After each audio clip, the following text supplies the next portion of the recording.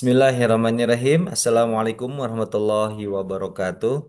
Alhamdulillahirabbil alamin. Innal hamdalillah nahmaduhu wa nasta'inuhu wa nastaghfiruhu wa na'udzu billahi min syururi anfusina wa sayyiati a'malina may yahdihillahu fahuwal muhtadi wa may yudlil fala hadiyalah. Asyhadu an la ilaha illallah wa asyhadu anna Muhammadan abduhu wa rasuluhu la nabiyya ba'dah. Allahumma anta rabbi la ilaha illa anta khalaqtani wa ana abduka wa ana ala ahdika wa wa'dika mastata'tu a'udzu bika min syarri ma sana'tu abu ulaka bi ni'matika alayya wa abu bi dzanbi faghfirli fa innahu la yaghfiru dzunuba illa anta. Alhamdulillah, puji syukur kepada Allah Subhanahu wa taala, kita hanya panjatkan kepadanya atas karunia nikmat iman, nikmat Islam, nikmat taufik serta hidayah, nikmat kesehatan, nikmat bertalabul ilmi, dan nikmat untuk melaksanakan ibadah kita sehari-hari. Allah SWT telah menggenggam kita, kehidupan kita, telah memberikan rezeki kita, dan Allah SWT telah menunjuki kita kepada jalan yang diridhoinya insya Allah. Salawat serta salam tak lupa pula kita tumpah curahkan kepada Nabiullah Muhammad Sallallahu Alaihi Wasallam, berikut kepada keluarganya, para sahabatnya, para tabi'in, para ulama hingga kepada kita semua yang hadir di kajian Bumiku Mengaji edisi hari Senin, hari ke-28 bulan Rabiul Akhir 1447 Hijriah atau bertepatan dengan tanggal 20 Oktober 2025. Insya Allah jemaah sekalian rahimani wa rahimakumullah, kita akan sama-sama belajar ilmu syar'i, khususnya di hari Senin kita akan belajar tentang sirah Nabi Shallallahu Alaihi Wasallam yang diambil dari kitab Al-Lu'lu' Al-Maknun fi Sirati Nabi Al-Makmun, yang insya Allah seperti biasa kajian ini akan dibimbing, akan dipandu oleh Al-Ustaz Ali Hasan Bawazir Hafizahullah Ta'ala. Dan jamaah sekalian rahimani wa rahimakumullah, sebelumnya kami ucapkan ahlan wa sahlan kepada seluruh jamaah yang hadir pada kajian malam hari ini. Meskipun waktu kajian diundur, dialihkan ke jam 21 waktu Indonesia Barat, namun demikian mudah-mudahan tidak menyurutkan niat kita, semangat kita untuk bertalabu ilmi, melanjutkan kembali kitab Sirah Nabi Sallallahu Alaihi Wasallam yang pada malam hari ini insya Allah temanya adalah ayat-ayat Al-Quran yang turun pada perang Tabuk. Dan Alhamdulillah Ustazuna Ali Hasan Bawazir Hafizahullah Ta'ala sudah hadir, kemudian juga sudah join di Zoom meeting ini. Dan Alhamdulillah atas izin Allah pula lah, Allah Subhanahu wa Ta'ala telah memberikan kemudahan, kelancaran, keselamatan kepada kita semua, khususnya kepada Ustazuna Ali Hasan Bawazir Hafizahullah Ta'ala, sehingga pada malam hari ini insya Allah kita akan menimba ilmu bersama-sama. Assalamualaikum Ustaz. Waalaikumsalam warahmatullahi wabarakatuh. Sehat kan, Zin? Alhamdulillah sehat Ustaz. Bagaimana dengan Ustaz? Sehat? Alhamdulillah sehat walafiat. Khair wa afiyah. Alhamdulillah, walillahilhamd. Baik, tanpa berpanjang lebar dan kita mengefektifkan waktu yang tersedia, kami langsung persilahkan saja kepada Ustazuna Ali memulai kajian pada malam hari ini, yakni tentang ayat-ayat Al-Quran yang turun pada Perang Tabuk. Oleh karena itu kami persilakan kepada Ustazuna. Tafadhol. Nah, Bismillahirrahmanirrahim. Assalamualaikum warahmatullahi wabarakatuh. Innal hamdalillah nahmaduhu wa nasta'inuhu wa nastaghfiruh wa na'udzu billahi min shururi anfusina wa sayyiati a'malina. Man yahdihillahu fala mudilla lahu wa man yudlil fala hadiya lahu. Asyhadu an la ilaha illallah wahdahu la syarika lahu wa asyhadu anna Muhammadan abduhu wa rasuluhu la nabiyya ba'da. Allahumma salli wa sallim wa barik ala abdika wa nabiyyika Muhammad وعلى آله وصحبه ومن اهتدى بهديه إلى يوم القيامة. قال الله جل وعلا: يا أيها الذين آمنوا اتقوا الله حق تقاته ولا تموتن إلا وأنتم مسلمون. أما بعد. Ikhwatal iman rahimani wa rahimakumullah. Alhamdulillah, kita bersyukur kepada Allah Subhanahu wa taala Rabbul Alamin Ar-Rahman Ar-Rahim yang begitu besar dan luas rahmat dan anugerah. Allah yang memuliakan kita dengan Islam, dengan tauhid, dengan Al-Qur'an dan sunnah. Yang nikmat-nikmat ini adalah nikmat-nikmat yang selalu harus nantiasa kita syukuri. Kita selalu memohon kepada Allah untuk selalu ditambah hidayah atas Islam dan iman. Kita hidup di atas iman, dan wafat dalam keadaan Islam. Wala tamutunna illa wa antum muslimun. Jangan kalian wafat dan meninggal kecuali sebagai seorang muslim. Ikhwatal iman rahimani wa rahimakumullah. Alhamdulillah, dari kajian sirah Nabi kita Muhammad sallallahu alaihi wasallam, kita telah sampai pada akhir, di mana akhir dari perang terakhir yang dijalani oleh Nabi kita Muhammad sallallahu alaihi wasallam, yaitu perang Tabuk, yang merupakan perang terakhir yang dijalani oleh beliau sallallahu alaihi wa ala alihi wa sahbihi wasallam. Nah, dan juga ikhwatal iman rahimani wa rahimakumullah, dengan berakhirnya perang Tabuk, maka itu berakhir pula semua fase peperangan yang pernah dijalani oleh Nabi kita Muhammad sallallahu alaihi wa ala alihi wa sahbihi wasallam. Dan juga kita telah membaca apa yang terjadi setelah peristiwa perang Tabuk ini. Bagaimana beberapa orang yang tidak mengikuti peperangan ini, baik dari mereka-mereka yang memang ditugaskan oleh Nabi Shallallahu Alaihi Wasallam, orang-orang yang memiliki uzur dan memang dimaafkan oleh Allah Subhanahu Wa Taala, bahkan mereka termasuk orang-orang yang mendapatkan pahala yang sama dengan kaum muslimin yang berjihad di jalan Allah Subhanahu Wa Taala. Dan juga ada orang-orang yang tidak berangkat karena melakukan dosa besar, dosa tidak ikut berjihad bersama Nabi Shallallahu Alaihi Wasallam, yang termasuk di antaranya adalah 3 orang sahabat, yang di antaranya adalah Ka'ab bin Malik radhiyallahu anhu.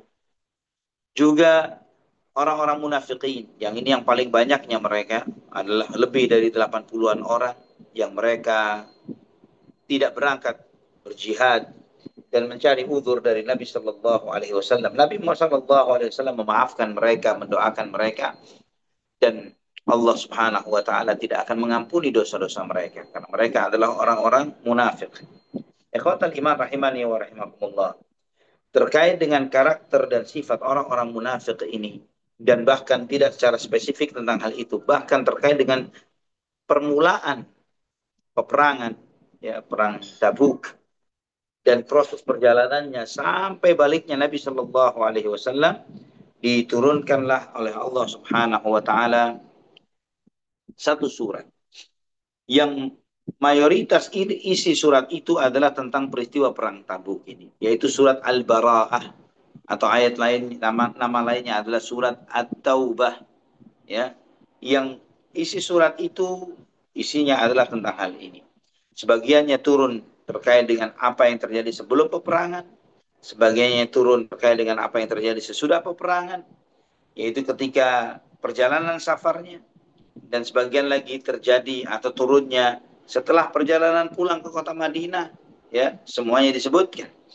Dan juga tentang apa-apa yang dialami oleh kaum muslimin selama perjalanan ini, termasuk juga menjelaskan keutamaan orang-orang yang berjihad, yang ikhlas karena Allah Subhanahu Wa Taala, juga diterimanya taubatnya orang-orang yang tulus, yang jujur dengan bertaubat kepada Allah Subhanahu Wa Taala dari kalangan orang-orang beriman, serta menyingkap tentang karakter orang-orang munafik, ya. Dan maka surat At-Taubah termasuk surat yang paling keras menyingkap sikapnya orang-orang munafik, adalah surat At-Taubah.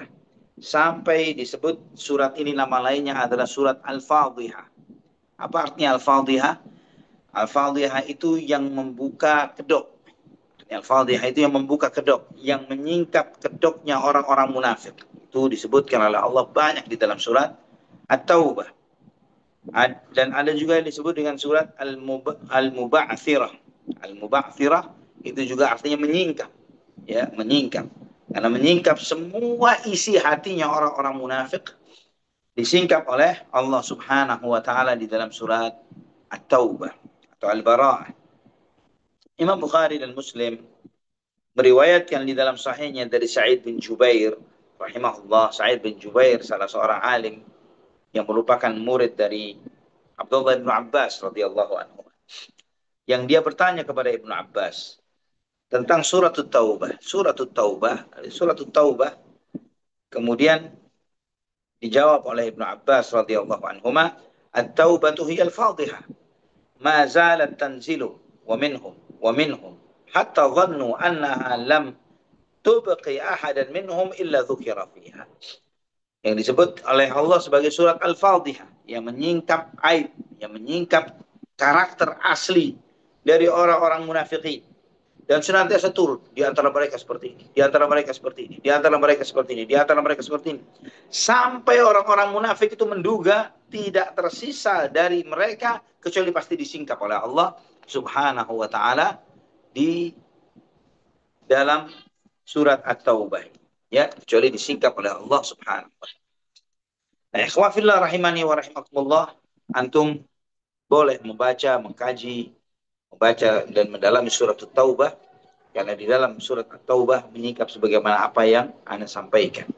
Dan dalam hal ini, Anda hanya menyampaikan beberapa garis-garis besar tadi kepada antum semuanya.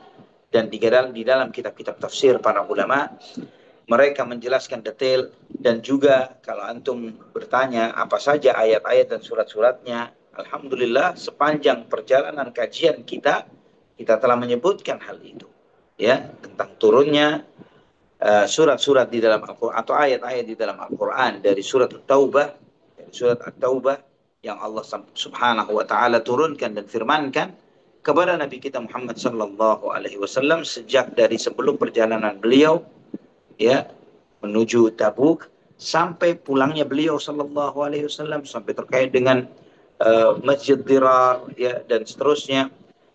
Bahkan juga bagaimana minta maafnya orang-orang munafikin yang ada di kota Madinah, termasuk juga taubatnya 3 orang sahabat ini di kota Madinah.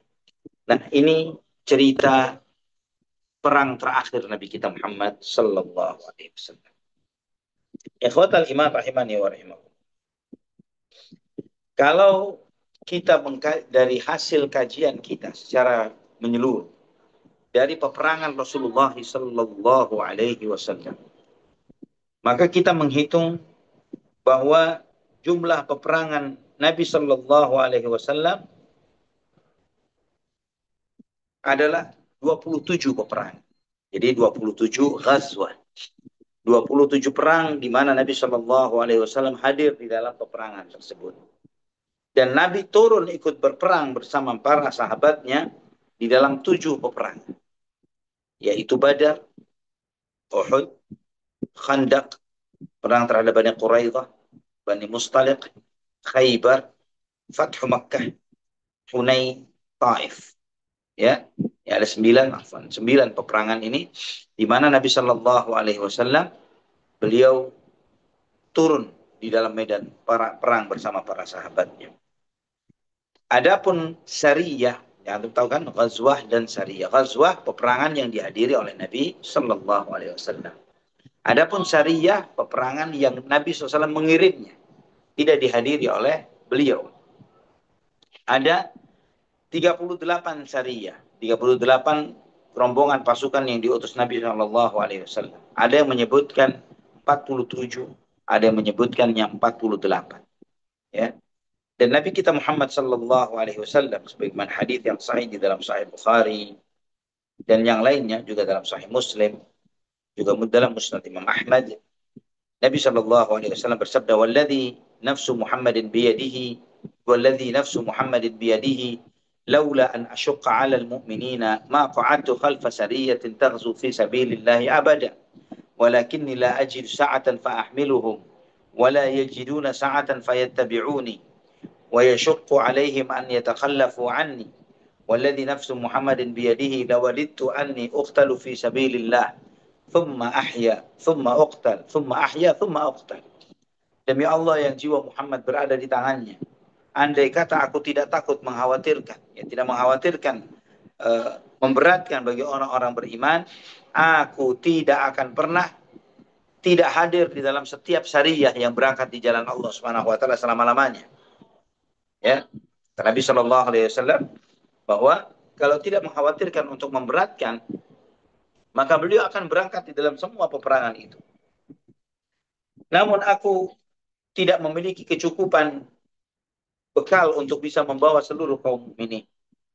Dan juga mereka, orang-orang beriman, tidak akan sanggup untuk terus mengikutiku, kata Nabi Sallallahu Alaihi Wasallam. Sehingga akan berat bagi mereka kalau mereka tidak hadir perang bersamaku. Demi Allah yang jiwa Muhammad berada di tangannya, aku berharap agar aku mati di jalan Allah.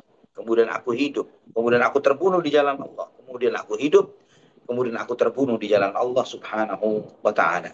Ikhwatal iman. Maksud hadis Nabi Shallallahu Alaihi Wasallam di sini adalah bahwa Nabi SAW mengirim sariyah, mengirim pasukan yang dimana beliau tidak hadir di sana. Itu sebagai bentuk rahmat dan kasih sayang beliau kepada kaum muslimin secara keseluruhan. Terutama bagi para sahabatnya muhajirin wal ansar. Kenapa demikian? Karena jika Nabi selalu berangkat bersama mereka, maka itu akan memaksa mereka untuk ikut berangkat. Yang memaksa mereka untuk ikut berjuang bersama Nabi Muhammad SAW. Dan itu akan sangat memberatkan mereka. Dari sisi pembekalan, dari sisi mental, dan yang lain sebagainya. Itu akan semakin memberatkan mereka ketika mereka dipaksa harus mengikuti Nabi kita Muhammad SAW. Namun dengan dibatasinya dengan syariah ini tadi, maka membuat keleluasaan bagi kaum muslimin. Siapa yang mau berangkat silahkan, siapa yang tidak karena ada keperluan yang lainnya pun tidak menjadi beban dan masalah.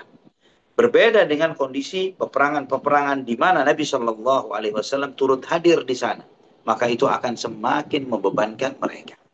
Nah, ikhwatal iman, rahimani wa rahimakumullah, juga Nabi Shallallahu Alaihi Wasallam menyampaikan kepada kita bahwa beliau bersumpah dengan nama Allah, beliau berharap untuk mati di jalan Allah, kemudian dihidupkan kembali.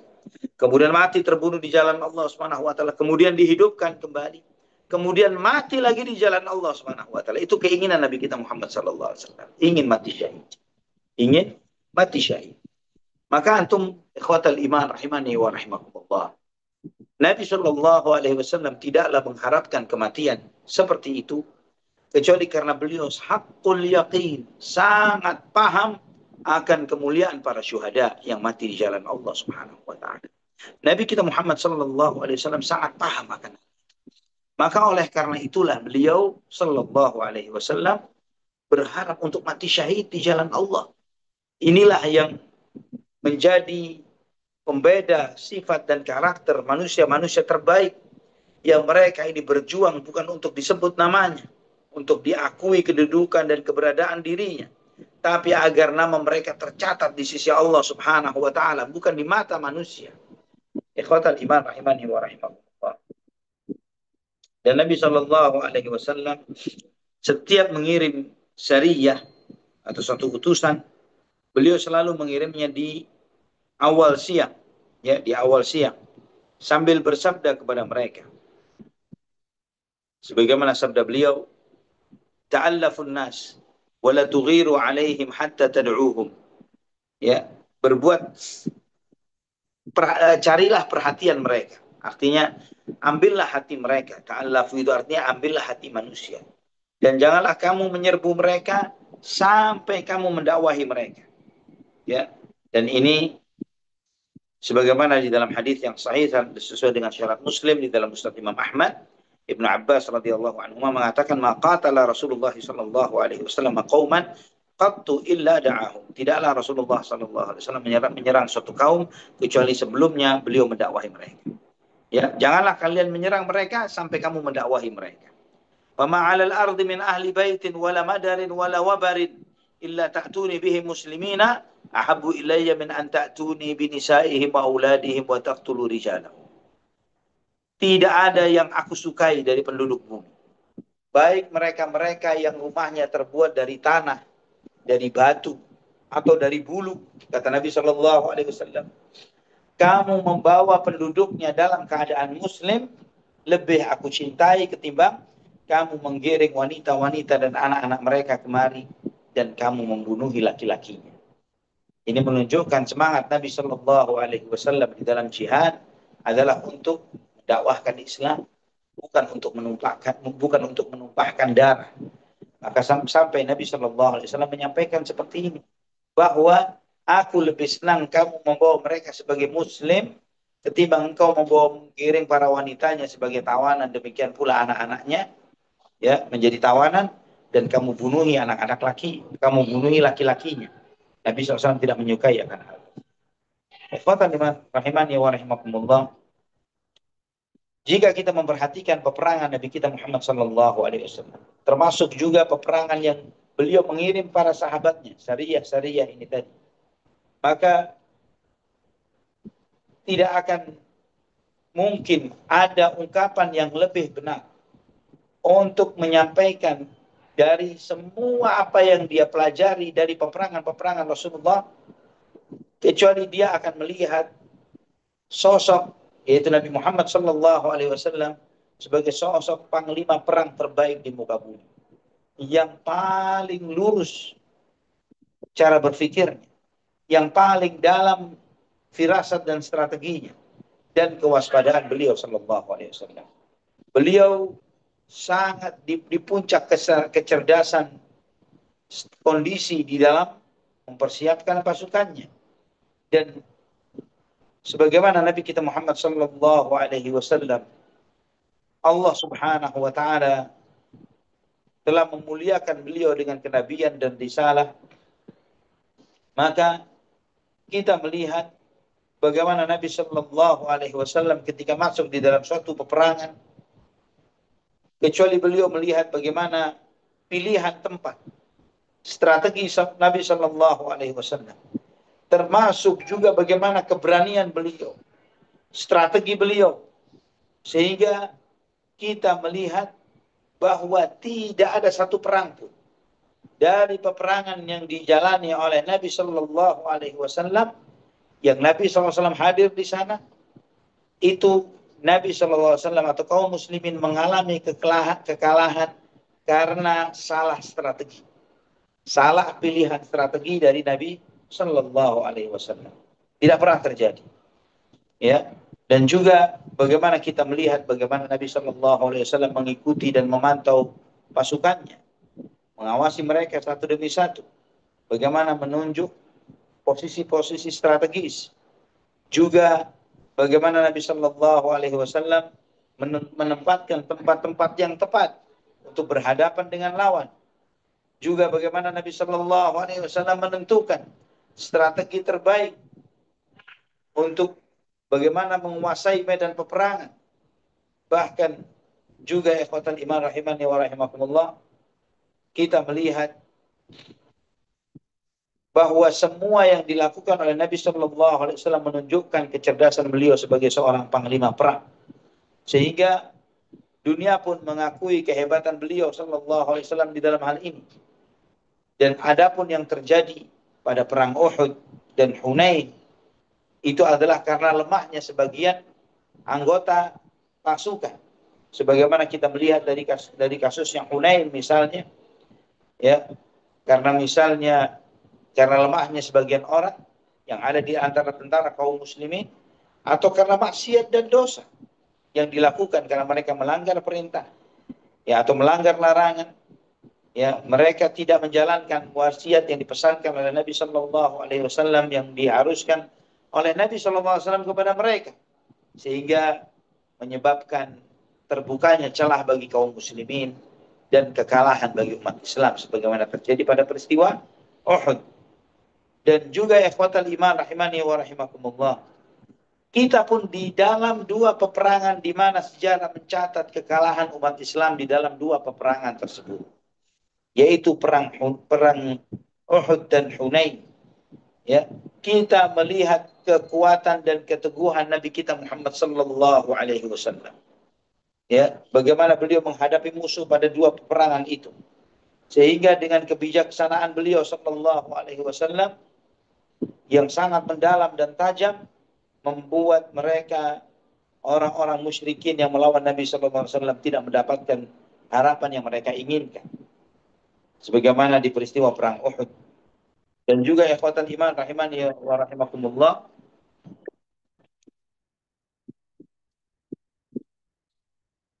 bagaimana juga Nabi Shallallahu Alaihi Wasallam merubah situasi peperangan dari kalah berubah menjadi menang.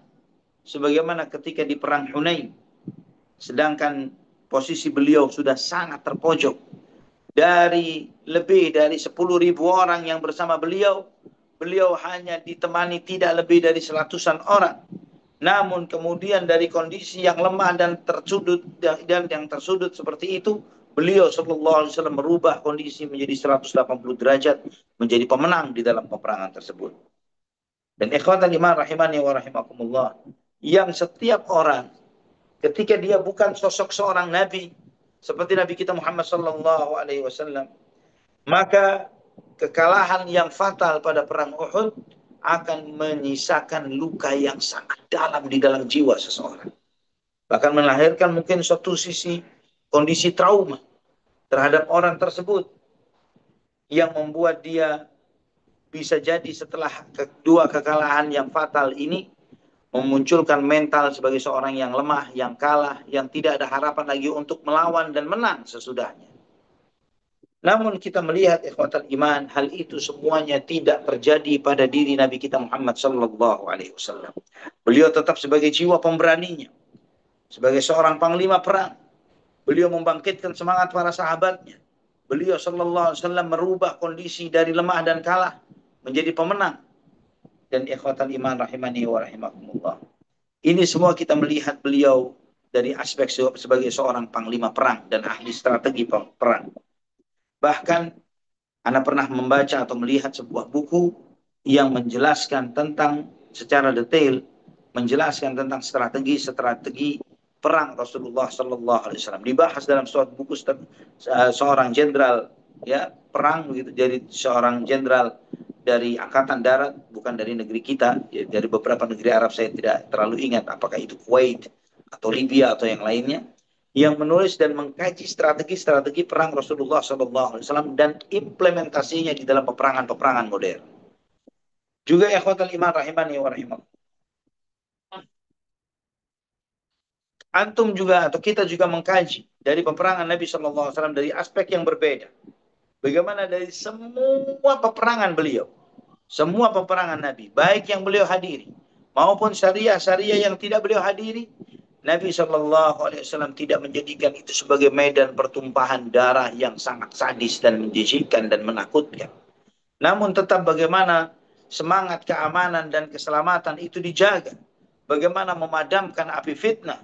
Bagaimana menghancurkan kekuatan lawan yang melawan Islam, ya, dan untuk kekuatan dari musuh-musuh Islam yang mereka melawan Islam dan membela peribadatan kepada berhala. Dan juga bagaimana Nabi Shallallahu Alaihi Wasallam menunjukkan dari sejumlah peperangan ini, ya, bagaimana di situ Nabi Shallallahu Alaihi Wasallam lebih mengedepankan perdamaian dengan mereka. Dan beliau menjadikan medan jihad sebagai sarana untuk dakwah, bukan untuk berperang murni untuk menumpahkan darah. Dan jika antum mengkaji ikhwatan iman rahimani wa rahimakumullah, kalau dikatakan bahwa semua peperangan Nabi yang dihadiri oleh beliau adalah 27 dan semua syariahnya totalnya adalah kurang lebih 48, ya, 48 pasukan yang dilepas oleh Nabi tanpa kehadiran beliau plus 27 peperangan yang dimana Nabi SAW bersama mereka. Kalau misalnya disampaikan kondisi seperti ini, 27 peperangan saja, 27 medan tempur, kita skip dulu yang 48, 27 saja. Kalau antum diminta untuk menebak berapa korban nyawa dan jiwa dari total 27 peperangan yang dijalani oleh Nabi SAW. Padahal yang akan Anda sampaikan bukan total 27, total 27 plus 48 syariah. Ya, subhanallah. Ikhwatan iman rahimani wa rahimakumullah. Dari total kurang lebih 75 medan perang ini tadi, total korban dari kedua belah pihak, muslimin dan orang-orang kafir, total seluruhnya adalah 1018 orang. 1018 orang dari 75 peperangan. Dari kedua belah pihak, bukan satu pihak saja, bukan muslimin saja, musyrikin saja, tapi kedua belah pihak. 1018 korban yang mati terbunuh dari kedua belah pihak. Ada kisah menarik ya ketika Ana ditanya oleh salah satu jamaah kajian, Ustaz, ini Ana tidak tahu apakah itu terbersit di benak yang menanyakan atau iseng saja begitu dia menanyakan, Ustaz, 27 yang di peperangan yang dihadiri oleh Nabi SAW dan beliau ikut berperang bersama mereka di dalam peperangan tersebut. Berapa orang yang dibunuh oleh Nabi Muhammad SAW? Ikhwatal iman, dari 27 peperangan ini, Nabi SAW cuma membunuh satu orang. Satu orang saja. Yaitu Ubay bin Khalaf. Itu saja. Tidak ada yang. Nabi SAW tidak membunuh orang kafir dalam peperangan itu. Hanya satu korban dengan tangan Nabi Muhammad SAW. Cuma satu. Yang ini fakta, realita yang mungkin tidak banyak diketahui oleh bahkan kaum muslimin sendiri. Yang mungkin digambarkan Nabi yang berdarah, yang haus darah, yang pedangnya berlumuran darah. Nabi yang menyebarkan dakwanya dengan pedang, yang semangat membunuhnya, dan seterusnya. Coba kita bandingkan dengan peperangan modern saat ini. Jangan jauh-jauh. Artinya kalau kita mengakumulasi keseluruhannya akan menyesakkan dada. Coba antum bandingkan dengan korban perang dunia pertama. Perang dunia pertama dengan total peperangan keseluruhan peperangan Nabi Muhammad SAW. Itu bisa sampai 15 juta nyawa. Ya, dalam satu fase saja Yahud alaihim ma yastahiquhum, satu fase saja Yahudi ini di Gaza telah membunuh lebih dari 700.000 nyawa dalam satu fase. Kita tidak bicara sejak awal invasi mereka terhadap saudara-saudara kita di Palestina. Satu fase yang sekarang ini menyesakkan dada seluruh umat manusia di dunia kecuali orang-orang yang berhati syaitan dan binatang. Ya, mereka ini kita melihat dan kita menyaksikan bahwa korban yang mati dari saudara-saudara kita di Gaza lebih dari 700.000 nyawa. Nabi Shallallahu Alaihi Wasallam di dalam 75 medan tempur dan perang totalnya 1.018 orang dari dua belah pihak. Allahu Akbar. Ikhwatal iman rahimani wa rahimakumullah. Di sini kita ditunjukkan oleh beliau. Ditunjukkan, dunia ditunjukkan oleh Nabi kita Muhammad sallallahu alaihi wasallam. Siapa sosok beliau? Siapakah orang yang memang satu-satunya manusia yang paling layak dan paling benar untuk disebut sebagai rahmatan lil alamin. Rahmat bagi alam semesta. Juga bagaimana di dalam peperangan-peperangan ini Nabi Shallallahu Alaihi Wasallam mengenalkan kepada para sahabatnya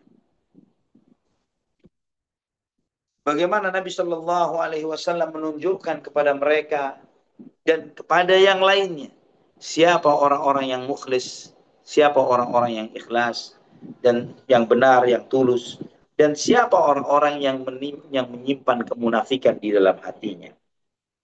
Juga mana orang-orang yang memiliki potensi untuk berkhianat, bersikap yang tidak benar.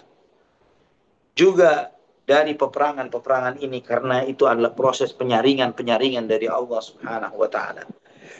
Lahirlah panglima-panglima terhebat dalam sejarah kehidupan manusia, yang mereka sesudah wafatnya Nabi Muhammad Sallallahu Alaihi Wasallam menjadi panglima-panglima yang akan berhadapan dengan Persia di dalam Romawi, di sejumlah medan di Irak, di Syam, dan bagaimana dengan strategi-strategi para sahabat radhiyallahu anhum ini mereka mengalahkan musuh-musuh besar terbesar di muka bumi di zaman itu yang sangat ditakuti oleh dunia, dan bagaimana mereka menunjukkan strategi hebat mereka, manajemen yang kuatnya mereka di dalam mengatur medan peperangan, sehingga tidak sedikit mereka akhirnya harus pergi meninggalkan negeri-negeri itu, meninggalkan tempat tinggal mereka, meninggalkan harta mereka, meninggalkan semua kesenangan yang mereka miliki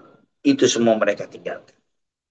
Dan Nabi Shallallahu Alaihi Wasallam menunjukkan kepada kita semuanya dari peperangan ini, bagaimana beliau memberikan kepada para sahabatnya potensi, di mana mereka berpotensi untuk menyebarkan dakwah ini, tinggal di banyak negeri, dengan banyak profesi, dengan banyak kesibukan di antara sesama kaum muslimin yang disebarkan di banyak penjuru dunia, sehingga ikhwatal iman rahimani wa rahimakumullah, dengan segala apa yang diajarkan oleh beliau ini, dengan menyebarkan dakwah, menyebarkan kedamaian dan keselamatan ini, maka banyak sejumlah masalah-masalah yang dihadapi oleh manusia modern saat ini terselesaikan dengan mudah di era Nabi kita Muhammad sallallahu alaihi wasallam.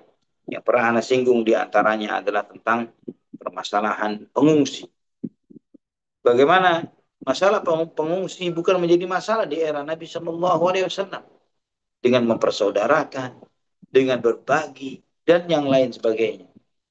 Juga ikhwatal iman rahimani wa rahimakumullah, bagaimana kemudian beliau sallallahu alaihi wasallam merubah status para sahabat yang muhajirin, fuqaraul muhajirin, orang-orang fakir dari kalangan muhajirin, menjadi orang-orang yang sangat berkecukupan dan terhormat di kehidupan dunia. Juga Nabi sallallahu alaihi wasallam merubah orientasi, visi dan misi tujuan perang, yang selama ini perang itu di era jahiliyah adalah hanya semangat untuk menguasai, semangat untuk memakan, mengintimidasi, membunuh, bersikap zalim, menampakkan permusuhan untuk membalas dendam, untuk mendapatkan harta atau kekuasaan atau teritori, untuk menindas yang lemah, untuk menghancurkan bangunan-bangunan yang megah, untuk merusak, untuk memperkosa terhadap para wanita korbannya, bersikap keras dan kasar terhadap orang-orang lemah dari kalangan wanita dan anak-anak dan orang-orang tua, menghancurkan perkebunan, peternakan, dan kemudian sejumlah kerusakan yang lainnya di muka bumi yang dilakukan di era jahiliyah, yang sampai tradisi dan kebiasaan jahiliyah ini masih kita lihat di sejumlah tentara atau pasukan-pasukan modern yang mengatakan dirinya modern, tapi mereka hidup di dalam era jahiliyah dan belum keluar dari itu. Bagaimana di dalam Islam tujuan jihad, visi dan misi jihad adalah tujuan yang sangat terhormat dan mulia, yang sangat tinggi, yang sangat terpuji, sehingga dengan itu memuliakan manusia di setiap tempat dan waktu, memuliakan umat manusia, bukan hanya memuliakan kaum muslimin secara spesifik, tapi umat manusia. Maka untuk perhatikan ikhwatan iman, daerah yang dalam tanda kutip jajahan umat Islam, mereka tercerahkan. Mereka menjadi manusia yang lebih beradab. Mereka menerima ajaran Islam. Mereka menjalankan syariat Islam. Mereka menjalankan, bahkan menggunakan bahasanya kaum muslimin, yaitu bahasa Arab, di negeri-negeri tersebut yang sebelumnya mereka tidak berbahasa dengan bahasa itu. Ikhwatul iman rahimani wa rahimakumullah. Sehingga peperangan itu menjadi suatu terminologi baru, yaitu jihad, yang di dalam tujuan utamanya diantaranya menyelamatkan manusia dari segala aturan-aturan yang penuh dengan kezaliman, dan dari merubah dari sikap aturan yang penuh dengan kezaliman itu dengan keadilan, dari aturan yang kuat memakan yang lemah kepada aturan bagaimana yang kuat itu membela yang lemah, mendukung dan membopong yang lemah, sehingga menjadi ijtihad yang penuh dengan keikhlasan, ya, untuk menyelamatkan orang-orang yang lemah dari kalangan laki-laki, wanita dan anak-anak. Sebagaimana Allah firmankan di surat An-Nisa ayat 75, alladzina yaquluna rabbana akhrijna min hadhihi al-qaryati adh-dhalimi ahluha waj'al lana min ladunka waliyyan waj'al lana min ladunka nasira. Orang-orang yang berkata, wahai Tuhan kami, keluarkanlah kami dari negeri yang penduduknya adalah orang-orang yang zalim, dan jadikanlah bagi kami pertolongan dari sisimu, dan jadikanlah kami, dan berilah pertolongan kami di sisimu. Ikhwatan iman. Maka jihad berubah menjadi peperangan itu berubah menjadi suatu jihad di mana tujuannya adalah membersihkan bumi dari segala sikap-sikap yang buruk, pengkhianatan, perbuatan dosa, kezaliman, dan merubahnya menjadi penebaran keamanan, keselamatan, kasih sayang, dan memperhatikan hak-hak serta menjaga kehormatan dan harga diri. Sehingga ada sejumlah pilar-pilar mendasar di dalam peperangan, di dalam Islam yang diajarkan oleh Nabi Shallallahu Alaihi Wasallam yang harus dijaga oleh seluruh pasukan kaum muslimin di dalam peperangan-peperangan mereka. Dan mereka tidak boleh keluar dari aturan yang beliau Shallallahu Alaihi Wasallam gariskan. Sebagaimana di dalam Sahih Muslim dari Buraidah radhiyallahu an, beliau menyampaikan bahwa Rasulullah Shallallahu Alaihi Wasallam ketika menunjuk salah satu pemimpin dalam salah satu jais, dalam salah satu tentara atau syariah, beliau selalu memesankan kepada mereka untuk menjaga ketakwaannya kepada Allah dan bersikap baik kepada kaum muslimin. Setelah itu beliau bersabda, "Ughzu bismillah fi sabilillah." Berperanglah dengan nama Allah di jalan Allah Subhanahu wa taala. Qatilu man kafara billah. Ughzu wa la taghullu. Perangilah orang-orang yang kafir kepada Allah. Perangilah dan jangan kamu bersikap curang. Wala taghdiru, jangan kamu menipu dalam peperangan. Wala tumathilu, jangan pernah memutilasi di dalam peperangan. Wala taqtulu walida, jangan pernah membunuh anak. Wa idza laqita aduwaka minal musyrikin fad'uhum ila thalathi khisalin aw khilalin. Ya, jika kamu bertemu musuhmu dari kalangan orang-orang musyrik, maka ajaklah dia kepada 3 hal. Fa'ayatuhunna ma ajabuka faqbal minhum wa kuffa anhum. Dari 3 hal ini manapun yang dia terima, sudah tahan diri. Jangan lanjutkan peperangan. Dari 3 bukan 3-3-nya harus diterima. Salah satu dari 3 saja diterima, udah tahan, stop. Jangan berperang melawan mereka. Tsumma du'uhum ilal Islam. Setelah itu ajaklah mereka untuk memeluk agama Islam. Fa'in ajabuka faqbal minhum wa kuffa anhum. Kalau mereka menerima ajakanmu untuk memeluk Islam, maka sambutlah mereka. Tahan dirimu dari mereka. Jangan berperang dengan mereka. Tsumma du'uhum ila tahawuli min darihim ila daril muhajirin. Kemudian tawarkan mereka untuk hijrah dari negeri asal mereka ke negerinya orang-orang muhajirin, yaitu kota Madinah. Fa akhbirhum annahum in fa'alu dzalika falahum lil muhajirin wa alaihim 'alal muhajirin. Dan sampaikan kepada mereka, jika mereka menjalankan itu, maka mereka akan mendapatkan hak sebagaimana haknya muhajirin dan mereka juga bertanggung jawab sebagaimana tanggung jawabnya muhajirin. Fa in abau an yatahawwalu minha fa akhbirhum annahum yakununa ka'arabil muslimin. Kalau mereka tidak mau meninggalkan ajaran nenek moyangnya, sampaikan kepada mereka bahwa mereka sebagaimana orang-orang Badui dari kalangan umat Islam. Yajri alaihim hukmullah alladhi yajri alal mu'minin. Fa in abau an yatahawwalu minha.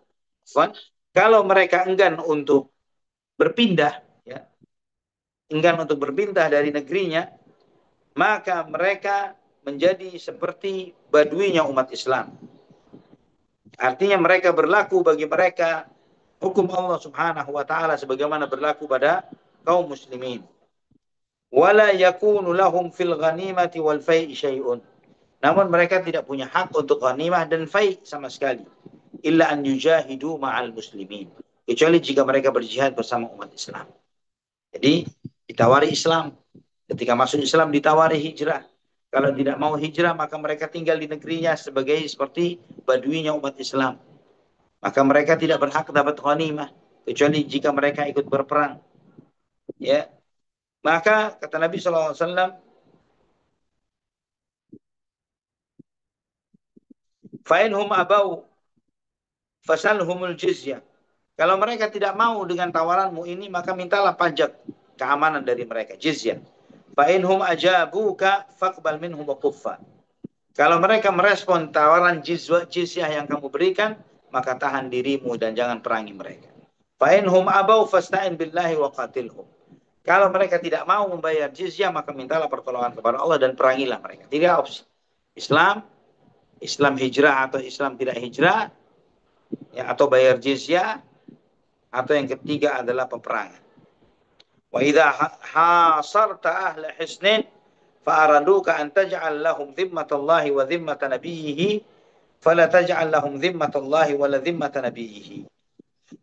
Jika engkau mengepung suatu benteng dan mereka meminta perlindungan Allah dan Rasulnya, jangan kamu beri mereka perlindungan Allah dan Rasulnya. Walakin ij'al lahum dhimmataka wa dhimmata ashabik. Namun berikan kepada mereka perlindungan dirimu atau perlindungan sahabat-sahabatmu. Fa innakum lan tughfiru dhimmamakum wa dhimmama ashabikum. Ahwanu an taghfiru dhimmamakum wa dhimmama ashabikum ahwanu min an tughfiru dhimmatallahi wa dhimmata rasulih sallallahu alaihi wasallam. Karena kata Nabi sallallahu alaihi wasallam, tetap jadikanlah perlindungan itu dengan atas nama mereka, ya, dan nama sahabat, namamu atas nama sahabat, karena lebih mudah, lebih ringan beban dosamu ketika engkau membatalkan perjanjianmu atau perlindunganmu atau perlindungan sahabat dan temanmu, itu lebih ringan dosanya ketimbang engkau membatalkan perlindungan atas nama Allah dan Rasulnya. Fa idza hasarta ala hisnin faradu an tunzilahum ala hukmillahi fala tunzilhum ala hukmillah. Ketika engkau mengepung suatu benteng dan mereka minta diterapkan hukum Allah terhadap mereka, janganlah kamu terapkan hukum Allah kepada mereka, walakin anzilhum ala hukmi, tapi terapkan berdasarkan kebijakan dirimu. Fa innaka la tadri tusibu hukmallahi fihim amla. Karena kamu tidak pernah tahu apakah ketika keputusanmu itu kamu putuskan sesuai dengan hukum Allah atau tidak. Juga Nabi Shallallahu Alaihi Wasallam memerintahkan di dalam medan peperangan ini untuk selalu memberikan kemudahan dan kemudahan. Basyiru wala tunaffiru wa yassiru wala tu'assiru.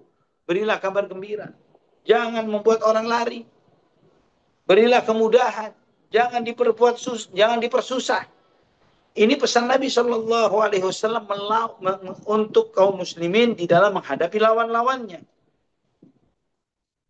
Dan juga Nabi Shallallahu Alaihi Wasallam ketika sampai ke suatu negeri untuk dikepung dan diserang, beliau tidak pernah mengepung mereka ketika waktu malam. Beliau nunggu sampai waktu subuh. Dan juga beliau Shallallahu Alaihi Wasallam sangat melarang untuk melakukan penyerangan dengan membakar. Itu dilarang oleh Nabi. Bahkan itu dosa besar membakar makhluk hidup dengan api, membunuh makhluk hidup dengan api. Juga Nabi Shallallahu Alaihi Wasallam melarang untuk membunuh wanita. Nabi Shallallahu Alaihi Wasallam melarang untuk mencuri, ya, mengambil harta orang dengan tidak benar. Nabi bahkan Shallallahu Alaihi Wasallam melarang para pasukan perang untuk memotong pohon kecuali memang dibutuhkan. Ya, karena memang jika tidak ada jalan kecuali harus memotong pohon itu, maka lakukan. Maka Nabi Shallallahu Alaihi Wasallam berpesan ketika di Fathu Makkah, la tujhizunna ala jarihin wa la tattabi'u mudbira. Ya, orang yang terluka jangan diteruskan atau jangan dibunuh. Ya, dan juga kalau ada orang yang lari jangan dikejar.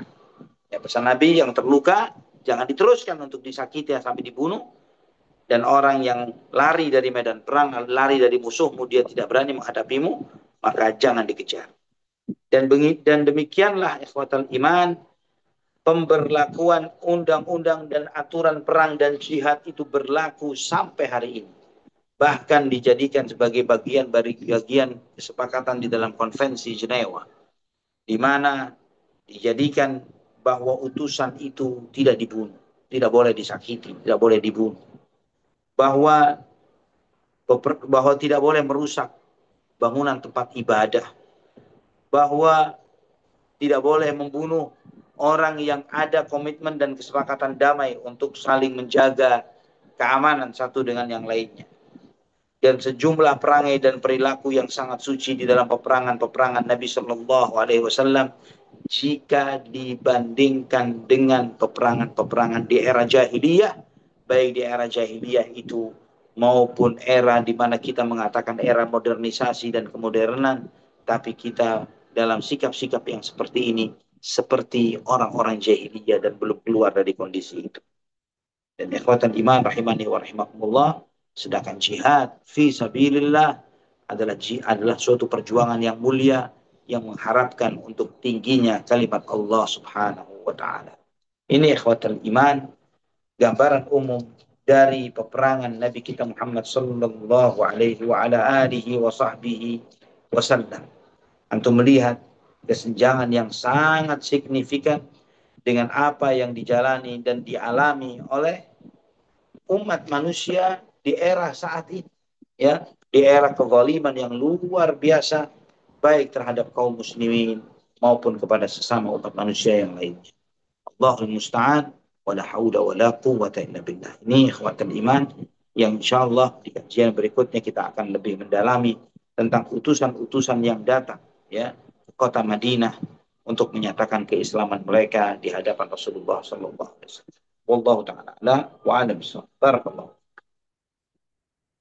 Oh, barakallahu fiik Ustazuna, Masya Allah, sangat begitu eh, terharu mendengar itu semua karena baginda Nabi Shallallahu Alaihi Wasallam begitu sangat em, memenuhi dan juga mempunyai aturan-aturan yang sehingga aturan-aturan perang dalam Islam diadopsi oleh aturan-aturan perang di eh, Jenewa begitu ya, kesepakatan perang. Namun eh Nauzubillah bahwa orang-orang kafir, orang-orang Yahudi, orang-orang Nasrani, orang-orang Yahudi telah melanggar itu semua karena di dalam agama mereka tidak ada aturan-aturan sedemikian, tidak selengkap aturan-aturan dalam Islam ya, Masya Allah.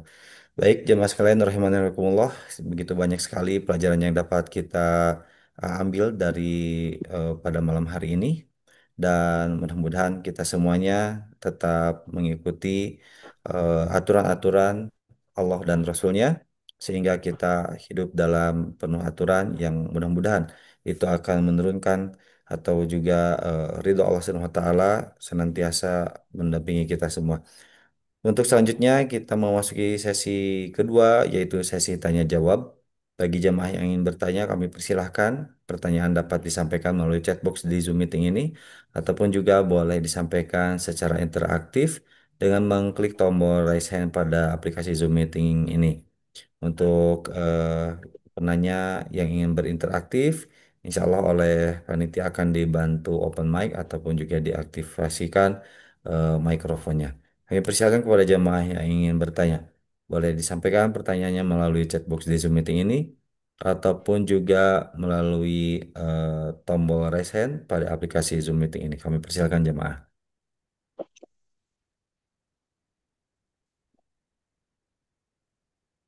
Baik, yang pertama di sini sudah ada yang mengirim pesan pertanyaan melalui chatbox di Zoom meeting ini dari seorang Ikhwan. Bismillahirrahmanirrahim. Assalamualaikum warahmatullahi wabarakatuh, Ustaz. Salam. Saya mau bertanya, apakah ada dalilnya bahwa orang masih hidup bertemu dengan seorang yang sudah wafat di alam mimpi? Demikian Ustaz pertanyaannya. Nah, sejumlah ayat Al-Qur'an di mana ketika Allah menyebutkan wallahu yatawaffal anfusa hina mautiha wallati lam tamut fi manam. Allah Subhanahu wa taala yang mewafatkan jiwa ketika dia tidur dan yang belum tidur ketika dia meninggal dunia dan yang sebelum meninggal dunia ketika tidurnya. Di mana Allah menyebutkan kata wafat untuk tidur.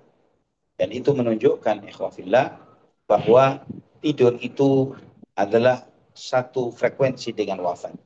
Sebagaimana dijelaskan oleh sejumlah ulama, di antaranya Imam Al-Alusi dalam Ruhul Ma'ani menjelaskan tentang hal itu, bahwa orang yang tidur itu dia sama frekuensinya dengan atau kondisi rohnya dengan orang yang sudah wafat. Maka disitulah berpotensi bertemunya mereka ketika seorang itu sedang tidur. Jumlah asar dan riwayat menyebutkan akan hal itu, di antaranya ayat Al-Quran yang tadi Anda bacakan ke antum. Wallahu a'lam bishawab. Baik, demikian jawaban dari Ustaz Zuna Ali untuk pertanyaan dari seorang Ikhwan di chatbox Zoom meeting ini. Selanjutnya kami persilakan kepada Bapak Hairus Hamzah yang sudah raise hand. Kami persilakan Pak Hairus. Assalamualaikum warahmatullahi wabarakatuh. Waalaikumsalam warahmatullahi wabarakatuh, Pak Hirus. Apa kabar Ustaz? Alhamdulillah sehat, bikhair, sehat walafiat. Semoga Allah jaga antum sekeluarga. Amin, amin. Ikum barakallah. Soalannya begini Ustaz, dalam membincangkan jihad, peperangan yang dipimpin Rasulullah dan para sahabat berbondong-bondong untuk menyertai jihad. Dalam Hmm. situasi sekarang ni Ustaz, keadaan umat Islam yang pergi berjihad, yang kononnya berjihad di negeri Islam yang sudah bergerak, adakah boleh dikatakan jihad, Ustaz? Itu nombor satu. Seandainya yang pergi itu wafat, apakah kita boleh menggelarkan dirinya asyahid dan sebagainya? Itu dua soalan, Ustaz. Wallah a'lam. Lebih spesifik, jihad seperti di mana, Pak Hairus? Okay, contohnya apa yang berlaku di Palestin, di Gaza, dan juga Nah, di beberapa negara yang di mana umat Islam tertindas seperti di Kashmir. Ada nah, setengah-setengah kelompok yang melaungkan itu bumi jihad, ayo kita ke sana dan sebagainya tanpa direstui oleh pemerintah atau ulama, Ustaz. nah. Ya, itu senario-nya begitu. Ya, Ustaz. Baik. Eh, mengenai kondisi kaum muslimin di negeri-negeri yang mereka mustadafin, mereka tertindas di sana, mereka terjajah di sana. Upaya mereka untuk mempertahankan tempat mereka tinggal, perjuangan mereka untuk berjihad, untuk mempertahankan keislaman mereka, upaya mereka untuk mendapatkan kemerdekaannya agar mereka tidak dijajah oleh para penjajah, siapapun orang-orang penjajah itu, maka semua upaya ini adalah bagian dari jihad di jalan Allah Subhanahu wa taala. Itu bagian dari jihad di jalan Allah. Ketika negeri kita diserang oleh lawan, oleh musuh, maka kita tidak perlu untuk menunggu instruksi atau dalam hal ini misalnya arahan dari seorang alim tertentu untuk membela negeri kita. Walaupun di dalam konteks berjihad itu bukanlah suatu tindakan yang dilakukan secara individual, tapi sesuatu yang harus dilakukan secara berjamaah dengan strategi sebagaimana yang selalu kita baca di dalam setiap peperangan-peperangan Nabi Shallallahu Alaihi Wasallam dan peperangan-peperangan yang terjadi sesudahnya, bahwa tidak ada peperangan dilakukan oleh secara sporadis, dilakukan oleh individu-individu tertentu yang kemudian dia keluar dari rumahnya tanpa koordinasi dan yang lain sebagainya dan kemudian melakukan tindakan menceburkan dirinya di medan peperangan dan dia mengatakan dirinya sebagai orang yang berjihad. Bukan seperti itu jihad. Ya, jihad itu amal yang sifatnya jama'i, bukan personal, bukan individual. Harus ada koordinasi, harus ada kerjasama, harus ada strategi, harus ada pemimpin yang memimpinnya, harus ada komando, dan sejumlah hal yang memang harus ada di dalam sebuah perbuatan yang disebut dengan jihad fisabilillah.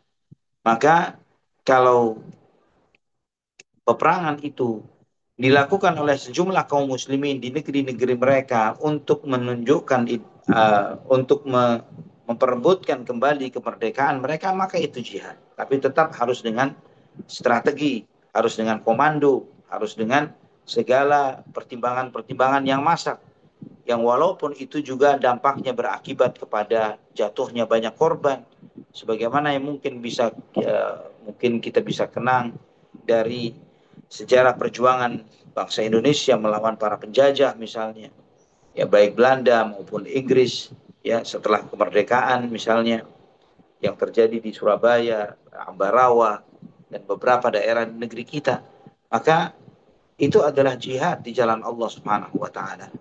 Dan mereka-mereka yang berjuang, maka mereka adalah mujahidin. Adapun kalau mereka meninggal dunia, ketika kita katakan mereka asyahid dalam konteks tafaulan, ya dalam konteks mengharapkan semoga mereka adalah orang yang mati syahid di jalan Allah, maka itu boleh. Tapi kalau asyahid dalam konteks menetapkan bahwa yang bersangkutan adalah orang yang sudah dipastikan mati syahid di jalan Allah, itu tidak boleh. Ya, tapi sebagai bentuk optimisme dengan harapan semoga si fulan adalah mati syahid di jalan Allah, maka itu boleh. Wallahu a'lam bishawab. Baik, demikian jawaban dari Ustadz Ali kepada Bapak Hairus Hamzah dari Melaka, Malaysia yang berkontribusi untuk menyampaikan pertanyaan. Berikutnya dari jemaah yang lain, barangkali ada yang ingin disampaikan, kami persilahkan untuk menyampaikan pertanyaannya.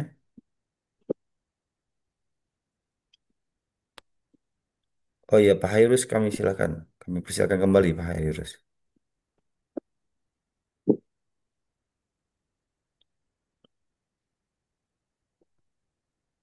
Oh, silakan Pak Hairus. Ustaz, mohon difahami sekali lagi maknanya apa yang Ustaz maksudkan. Meletakkan nama seseorang itu sebagai asyahid adalah tidak dibenarkan di dalam syariat. Tetapi Ya, mengharapkan itu boleh ya? ya betul. Begitu. Mengharapkan semoga si fulan termasuk para syuhada, itu boleh. Ha. Ya, Oh, karena di okey. dalam Ya. Sahih Bukhari, Ya. ada satu bab, judul babnya bab la yuqalu li fulan asyahid. Bab tidak boleh mengatakan si fulan itu asyahid. Tapi kalau misalnya kita mengharap semoga si fulan ini minas syuhada, semoga tercatat sebagai orang yang mati syahid di jalan Allah, itu boleh. Oh, okey. Okey. Ya, faham Ustaz. Terima kasih. Jazakallahu khair. Wa jazakumullahu khairan. Baik, Barakallahu Fiik, Bapak Hairus. Selanjutnya, barangkali dari jamaah di Amerika dan Kanada yang diwakili oleh Umar, kami persilahkan. Barangkali ada pertanyaan.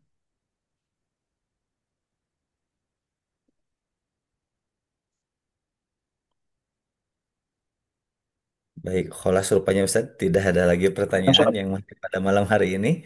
Sebelum Baik. diakhiri kajian, barangkali ada yang ingin disampaikan dari Ustadz sebelum ditutup kajian pada malam hari ini. Tafadhol Ustadz. Baik.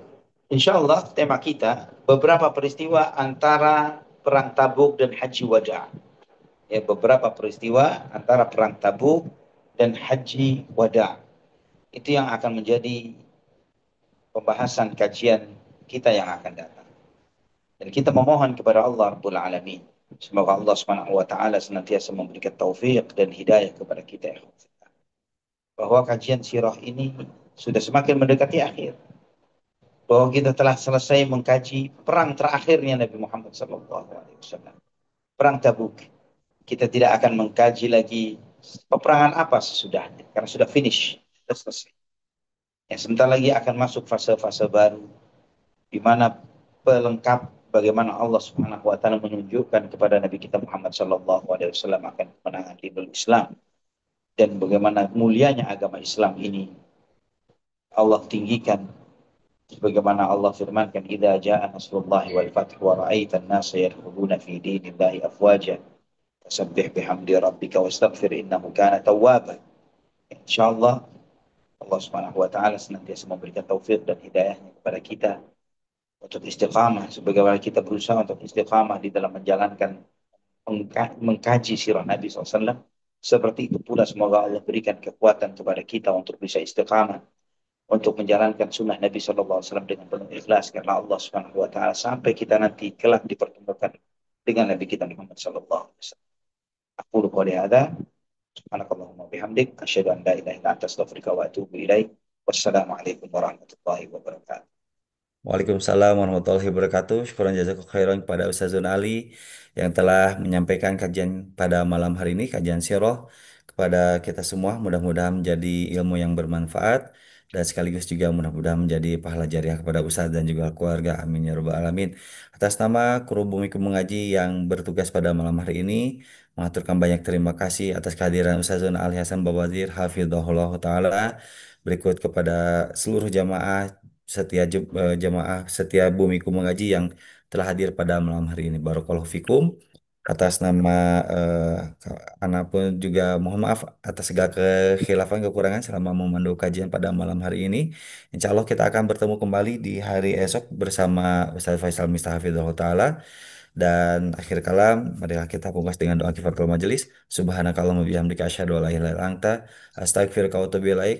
Walhamdulillahirabbil alamin. Wassalamualaikum warahmatullahi wabarakatuh. Selamat istirahat jemaah. Ustaz, barakallahu Barakallah. fiik.